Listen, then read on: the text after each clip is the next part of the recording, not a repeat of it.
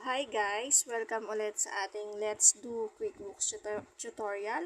So, nandito na tayo sa final stage ng ating tutorial. Ang gagawin natin ngayon is mag-bank reconciliation tayo.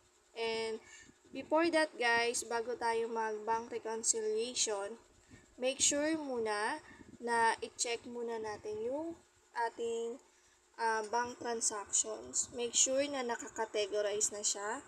And then, paalala lang ulit guys, as you can see, etong boses ko recorded lang to kasi during recording kala ko nagre-record siya. So, hindi pala.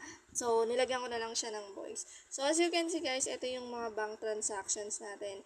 Make sure na nakakategorize na siya guys bago tayo mag-bank reconciliations. And, meron tayong report or meron tayong ginawang previous video about the reports.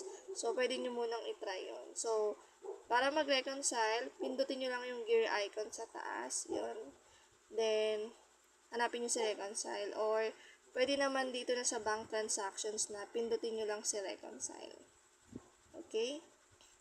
Then, click nyo lang yung get started. And then, piliin nyo yung bank na i-reconcile nyo. Okay?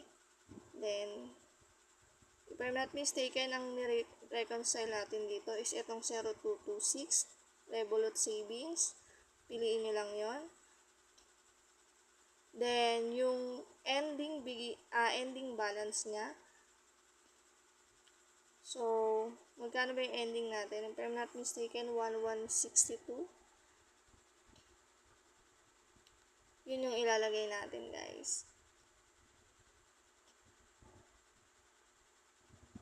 Okay?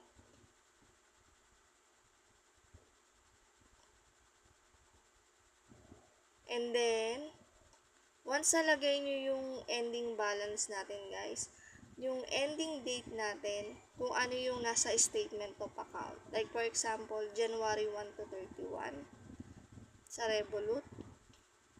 Yun yung ilalagay nyo. Okay, January 1 to 31. Okay. Then, start reconcile.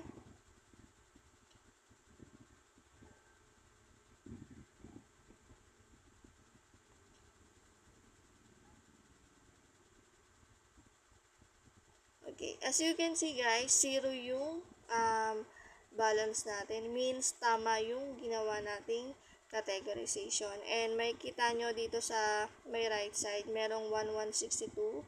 Ito yung ending balance natin sa bank. Okay? So, para ma-reconcile nyo siya guys, or kung if ever gusto nyong i-review yung mga transactions, click nyo lang yung deposit, and then yung transactions, click nyo lang siya isa-isa. Pwede nyo siyang i-edit yan sa end na yan. Then, since okay naman yung categorization natin, pindutin na natin yung reconcile.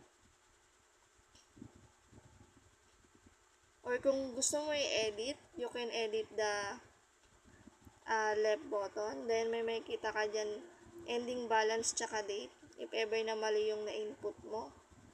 And then, save mo lang. So, reconcile na tayo. And then, done. Okay? And by the way guys, make sure lang na pag nagre-reconcile tayo is ugaliin natin na sunod-sunod yung buwan. Huwag tayong magbe-base dun sa, like for example, meron tayong January and February, tapos i-reconcile muna natin yung February. Iwasan natin yung ganung habit. Always make sure na na-reconcile muna natin yung first month bago yung the second month. Okay?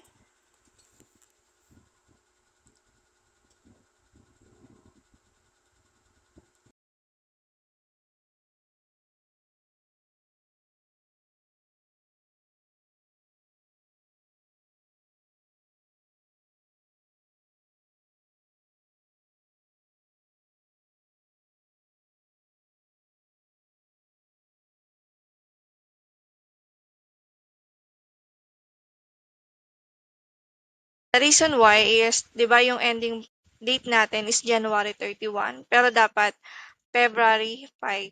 Kasi ang nalagay ko dito, January 31. So, gawin natin, edit natin. Okay, then palitan natin yung date. Ito yung isa sa mga reason, guys, bakit nagkakaroon sa bank reconciliation. Kaya, pagka nagba-bank reconciliation kayo, guys, make sure na nasa harap nyo si statement of account. Okay. The ending date is February 5. Then, save lang natin, guys.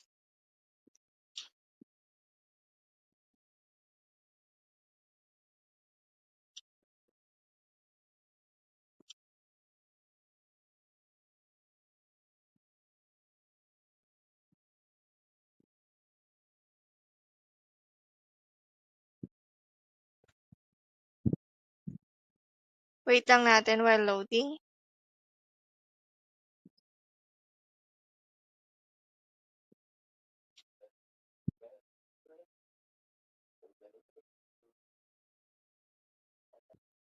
Okay. Once na na-save nyo siya, guys, as you can see, nag-zero na yung difference natin. Meaning to say, tama yung bank categorization natin. So, for that one, pwede na natin siyang i-bank recon. Or click lang natin tong finish now.